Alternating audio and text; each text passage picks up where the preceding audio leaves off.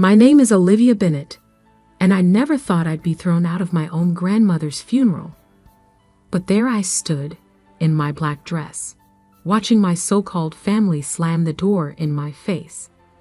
The worst part, I was the only one who truly knew Grandma Rose. Growing up, I was always different from the rest of the Bennetts.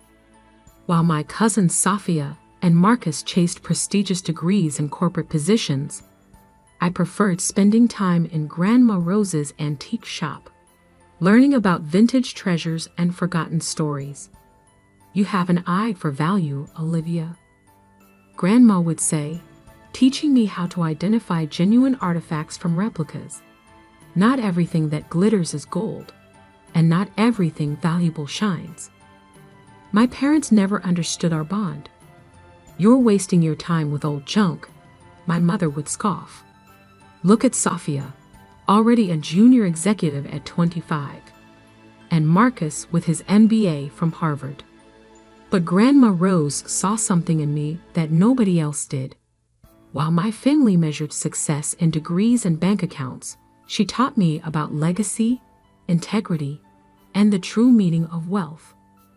The Bennetts weren't always about corporate ladders and stock portfolios, she'd tell me, her eyes twinkling. We built our fortune by understanding value, real value, in things others overlooked. I didn't know then that those lessons would become my greatest inheritance. The day Grandma Rose passed, something in my family changed. The thin veneer of civility cracked, revealing the ugly greed beneath. They couldn't even wait until after the funeral to start fighting over her estate. The antique shop must be worth millions, Sophie declared during the wake, her voice carrying across the funeral home. All those rare pieces she's collected over the years. Marcus nodded, already calculating. The real estate alone in downtown Boston, prime location. We could sell it to developers. I stood in the corner, my heart breaking. They saw dollar signs where I saw memories. Each piece in that shop had a story, a history that Grandma Rose had carefully preserved. The funeral was a spectacle of false grief. My Uncle Thomas, who hadn't visited Grandma in years, suddenly couldn't stop crying about his beloved mother. Aunt Patricia, who once called Grandma Rose an embarrassing relic, now praised her traditional values. I sat in the back row alone. When I tried to say a few words about Grandma, Sophia cut me off. "We don't need to hear from the shop girl," she sneered. "This is for real family." Real family. As if spending every weekend for the past 15 years helping Grandma in the shop, listening to her stories, learning her craft, meant nothing. After the service, I headed to Grandma's house. Our Sunday tradition was to have tea in her library. But when I reached for the door, my mother blocked my path. "Where do you think you're going?" she demanded. "This isn't your home anymore." "I just want to," I started, but Uncle Thomas interrupted. "Get-out," he roared. "You don't deserve to be here. You're not even a real Bennett. Just some charity case Rose felt sorry for." The words stung, but not as much as watching my family nod in agreement. Even my father remained silent, avoiding my eyes. Grandma Rose was the only real family I had anyway, I said quietly, turning away from their hateful stares. Sophia's laughter followed me down the steps. "Enjoy going back to your little shop job. Some of us have real careers to manage." They had no idea that Grandma's shop cleared 7 figures monthly in online rare antique sales. She had modernized the business years ago, building a global clientele while maintaining the quaint storefront as a cover. But I kept that knowledge to myself, just as Grandma had taught me. 2 days later, Mr. Harrison, Grandma's lawyer for over 30 years, called an emergency meeting to read the will. The entire family gathered in his mahogany-paneled office, already dividing the spoils in their minds. I almost didn't go, but something in Mr. Harrison's voice when he called, a hint of satisfaction, made me curious. I arrived last, taking a seat near the door. Sophia and Marcus sat front and center, while my parents and aunts and uncles filled the expensive leather chairs. The tension in the room was thick enough to cut with a knife. Mr. Harrison cleared his throat, adjusting his wire-rimmed glasses. Before we begin, Mrs. Bennet, Rose, left specific instructions about the reading of her will. He pulled out an envelope, sealed with dark red wax bearing Grandma's distinctive R insignia. She asked that I read this letter first. The room fell silent as he broke the seal. My dearest family, if you're hearing this, I've finally taken my last antiquing trip. Don't waste money on an elaborate funeral. We both know most of you are only there to ensure your place in this will. Sophia shifted uncomfortably in her seat. For years, I've watched this family forget what truly matters. You've replaced values with valuations, character with careers. You've become so focused on status that you've lost sight of substance. But one person remembered. One person understood what I was trying to preserve wasn't just a collection of antiques, but a legacy of understanding true worth. My heart pounded as Mr. Harrison continued reading. To my family who measures success in dollars, congratulations. You're about to learn exactly how much you've lost. He set down the letter and picked up the will itself. The room held its breath. To Sophia Bennet, Marcus Bennet, and all other grandchildren except Olivia, I leave the sum of $1 each. The explosion was immediate. Sophia jumped to her feet, her face red with rage. Marcus started shouting about contesting the will. But Mr. Harrison wasn't finished. To my children, Thomas, Patricia, James, and Elizabeth, I leave my collection of family photographs so you can remember when you still knew the value of family. My father, James, slumped in his chair, while Uncle Thomas turned purple with fury. This is a joke, Aunt Patricia screeched. Where's the real will? Mr. Harrison held up his hand for silence. And finally, every head turned toward him. To my beloved granddaughter Olivia, who understood that true wealth isn't measured in bank accounts, but in the richness of character, I leave the entirety of my estate, including but not limited to Bennet Antiques International, all associated real estate holdings, my personal collection, and all business interests under the Bennet Group umbrella. The room exploded into chaos, but I barely heard them. My eyes were fixed on the next line Mr. Harrison was reading. Current total valuation, $4.8 billion. I felt the blood drain from my face as the number registered. Billion. With a B. This is impossible, Sophia screamed. She ran a dusty antique shop. Mr. Harrison smiled for the first time. Actually, Mrs. Rose Bennet was one of the most successful international antiquities dealers in the world. The shop was just the tip of the iceberg. He turned to me. Miss Olivia, your grandmother left instructions to meet privately to discuss the full extent of your inheritance. Shall we say tomorrow morning? I nodded, still unable to speak. As I stood to leave, my mother grabbed my arm. Olivia, sweetheart, we need to talk about this as a family. I gently removed her hand. Family? You threw me out of her funeral 2 days ago. Remember? The look of desperate calculation in her eyes made me sick. I turned to Mr. Harrison. Is there anything else for today? He shook his head. The rest can wait until tomorrow.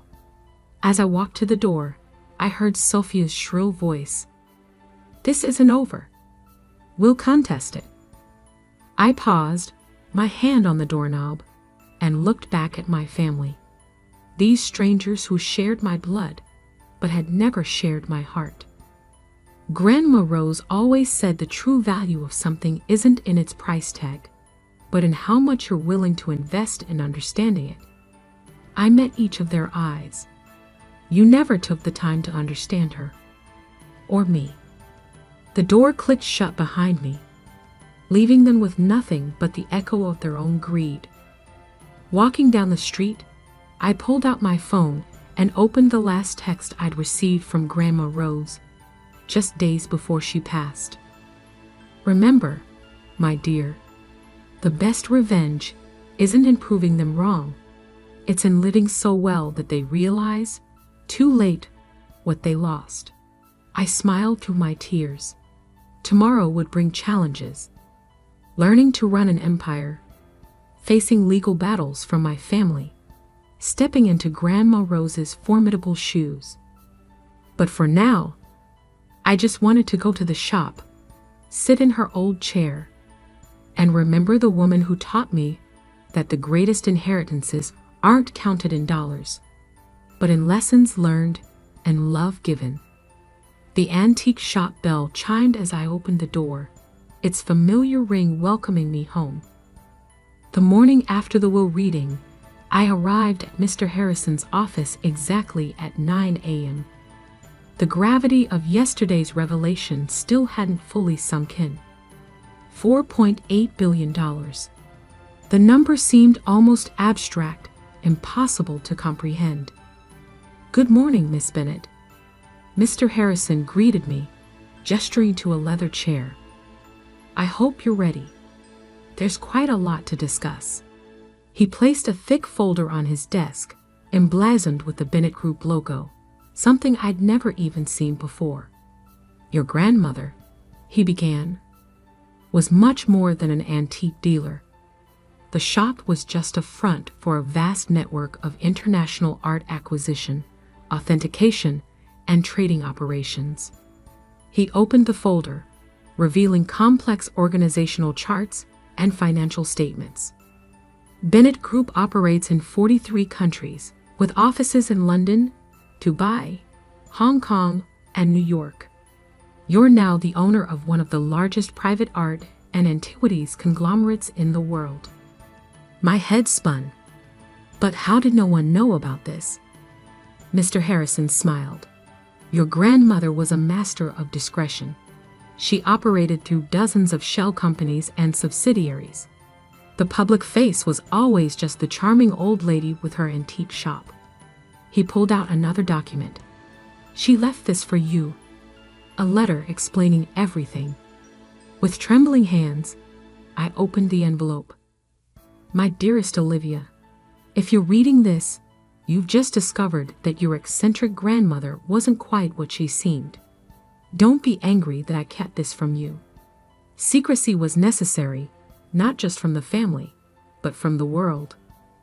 The Bennett Group isn't just about buying and selling antiques. We protect history, preserve culture, and sometimes, when necessary, rescue priceless artifacts from those who would destroy or exploit them. Remember that Ming vase you helped me authenticate last summer? It wasn't just a simple verification job. We were preventing an international smuggling ring from flooding the market with counterfeits. I've watched you grow, learn, and develop the perfect combination of skills needed for this work. Your eye for detail, your instinct for authenticity, and most importantly, your understanding that value isn't just about money. You're ready for this, even if you don't feel like you are. Love, Grandma Rose. P.S. Check the hidden compartment in my desk at the shop. The red ledger will explain everything else. I looked up at Mr. Harrison. Did you know? All this time. He nodded. I've been your grandmother's lawyer for 30 years. I helped her build this empire in secret. And now, I'm here to help you. Just then, His office phone buzzed. "Sir, the Bennett family is here. All of them. They're demanding to speak with you." Mr. Harrison raised an eyebrow at me. "Your call, Miss Bennett. You're the boss now." I took a deep breath. "Let them wait. We have work to do." The next few hours were a crash course in my new reality. The Bennett Group wasn't just wealthy, it was powerful. We owned auction houses, authentication laboratories, restoration facilities, and even a state-of-the-art security company specializing in museum protection. "Your grandmother left detailed instructions for the transition," Mr. Harrison explained. "She's been preparing for this for years. All key executives have been briefed. They're expecting you." My phone hadn't stopped buzzing all morning. Texts and calls from family members poured in. "Mom, Olivia, please be reasonable. We need to discuss this as a family. Sophia, you have no idea how to run a business. You'll destroy everything. Uncle Thomas, this is elder abuse." Rose wasn't in her right mind. I silenced my phone and focused on the documents in front of me. That's when I noticed something interesting in the financial statements. "Mr. Harrison, these numbers. Sophia's company, Bennett Tech Solutions. We own 60% of it." He smiled. "Your grandmother was quite strategic. She's been quietly acquiring controlling interests in all your cousin's businesses over the past decade. They just never knew who the real investor was." I sat back, stunned. So you now control not just the Bennett Group, but also majority stakes in Bennett Tech Solutions, Marcus's investment firm, and your Uncle Thomas's real estate empire. The irony was almost too perfect. All those years they'd looked down on me for working in that dusty old shop. They'd actually been working for Grandma Rose, and now for me. A knock at the door interrupted us. Mr. Harrison's assistant looked apologetic. "I'm sorry, but they're getting quite insistent. Mr. Thomas Bennett is threatening to call the police." I stood up. It's time to face them. Walking into the waiting room felt like entering a lion's den. My entire family sat there, faces twisted with rage and desperation. Finally, Uncle Thomas boomed. "This farce has gone on long enough." Sophia jumped up. "We've already called our lawyers. We're contesting the will on grounds of mental incompetency." I held up my hand for silence. The gesture, so reminiscent of Grandma Rose, actually made them pause. "Before you waste money on lawyers, there are some things you should know." I turned to Sophia. "Bennett Tech Solutions received $100 million in investment capital last year through Phoenix Ventures. Did you never wonder who was behind that fund?" Sophia's face went pale.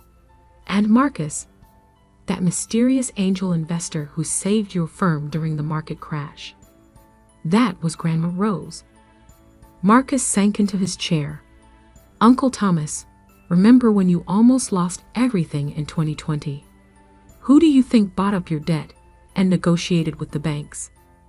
The color drained from his face as realization dawned. Grandma Rose didn't just leave me an antique shop. She left me controlling interest in everything, including your companies. The silence was deafening. My mother stepped forward, her voice honey-sweet. "Darling, this is exactly why we need to handle this as a family. You need our help to manage all this." I met her eyes. "Like you helped me at the funeral? Or when you threw me out of Grandma's house?" "We were emotional," she pleaded. "You have to understand." "I understand perfectly. You thought I was worthless because I didn't fit your definition of success. Now that I control the purse strings, suddenly I'm family again?" I picked up my bag and headed for the door. "Mr. Harrison will be in touch with your respective boards of directors. I suggest you all focus on running your companies well. I'd hate to have to make any management changes. You can't do this. Safia shrieked. You don't know the first thing about business. I paused at the door.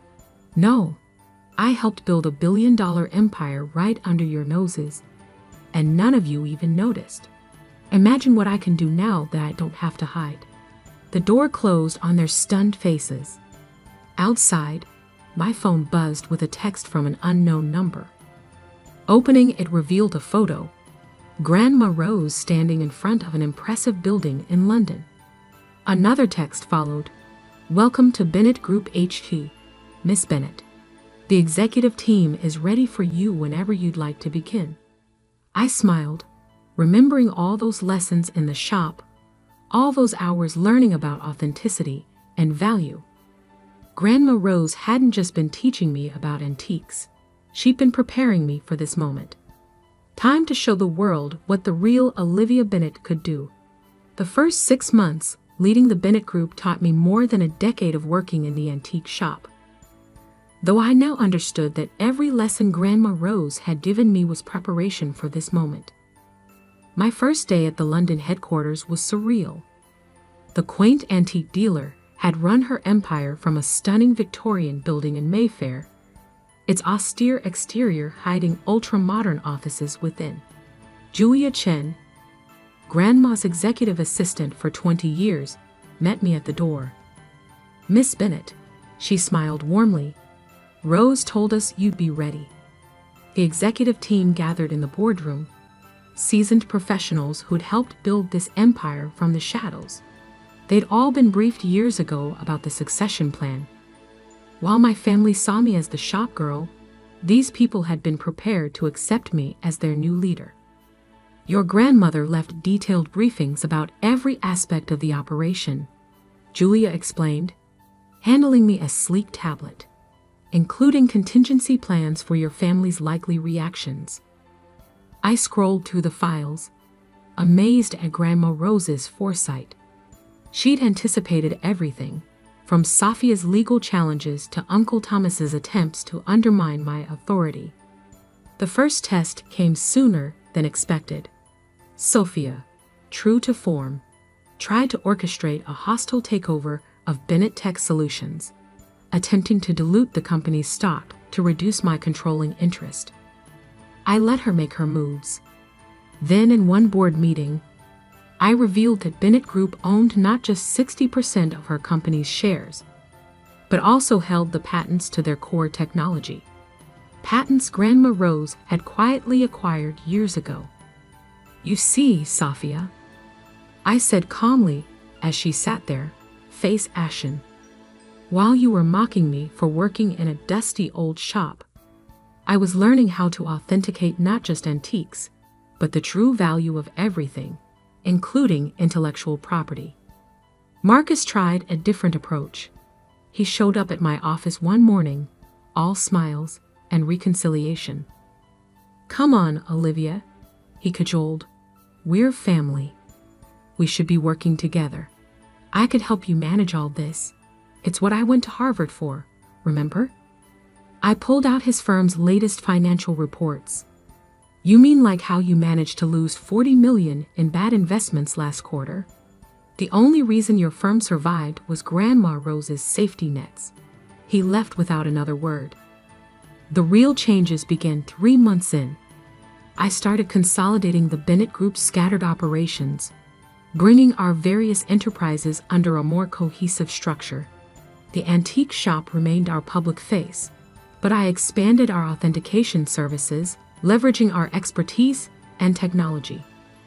We launched a new division specializing in digital authentication of art and antiquities using blockchain technology, something Grandma Rose had been quietly developing before she passed. The market response was overwhelming. One morning, Julia brought me the Financial Times. There on the front page, Bennett Group emerges from shadows, the secret giant of the art world. The article revealed the true scope of our operations to the public for the first time. By evening, our stock had jumped 30%. My phone exploded with messages from family members who'd previously sworn never to speak to me again. Mother, darling, we're so proud of you. When can we discuss my role in the company? Uncle Thomas, blood is thicker than water, Olivia. Let's talk about synergies between our businesses. I archived their messages without replying. Instead, I focused on building something new.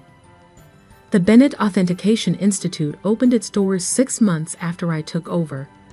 A state-of-the-art facility combining traditional expertise with cutting-edge technology. We offered training programs for aspiring authenticators, scholarships for art history students, and resources for museums and collectors. The real satisfaction came from the small victories, like when Sophia's company lost a major contract because their patents were suddenly under review by Bennett Group's legal team, or when Marcus's firm had to publicly disclose that their major investor, us, was pulling out, triggering a stock price plunge. I didn't do it out of spite. Every move was strategically sound, designed to strengthen the Bennett Group's position. That it happened to humble my arrogant family was just a satisfying bonus. 1 year to the day after Grandma Rose's funeral, I stood in the antique shop, now restored to its former glory. While we'd expanded globally, I kept this place exactly as it had been, the heart of our empire, hiding in plain sight. The bell chimed as the door opened. My mother walked in, looking older and tired. The prodigal mother returns, I said, not looking up from the ledger I was reviewing. Olivia, please. Her voice cracked. We were wrong. I was wrong. I know an apology isn't enough, but you're right. I cut her off. It isn't. Finally, I looked at her. Do you know what Grandma Rose told me the day before she died? She said, Olivia, success isn't about proving them wrong. It's about proving yourself right. I closed the ledger. I'm not angry anymore, Mom. I'm just done. You all showed me exactly who you were at the funeral. Money didn't change you. It revealed you. We can change, she pleaded. Give us a chance. I smiled, feeling a weight lift from my shoulders.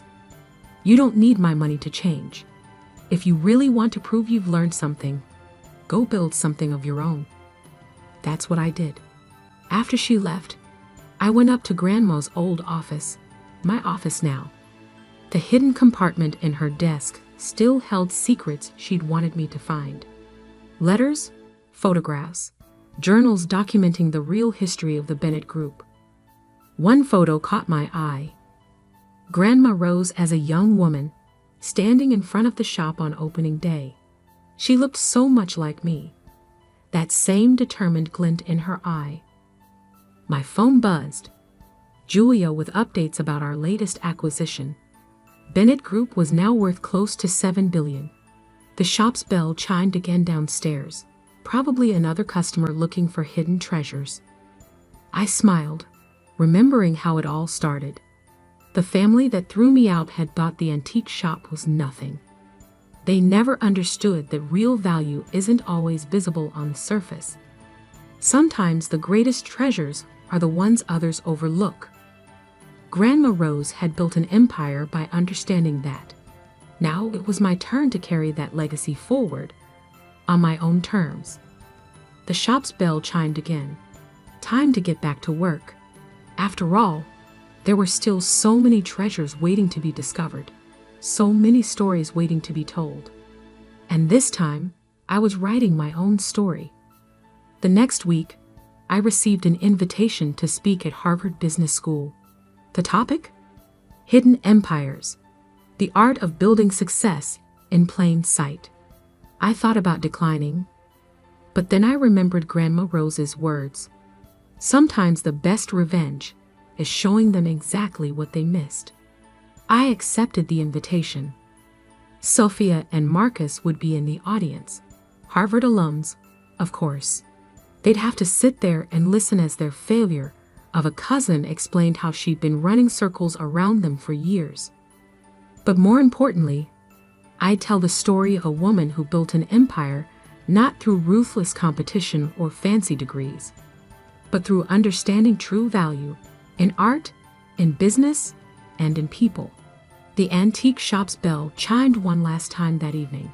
I looked up to see Julia standing there with a familiar twinkle in her eye. "Miss Bennet, the London office just called. They found something interesting in the archives. Something your grandmother left for when you're ready." I smiled. Even now, Grandma Rose was still teaching me. "Well then," I said,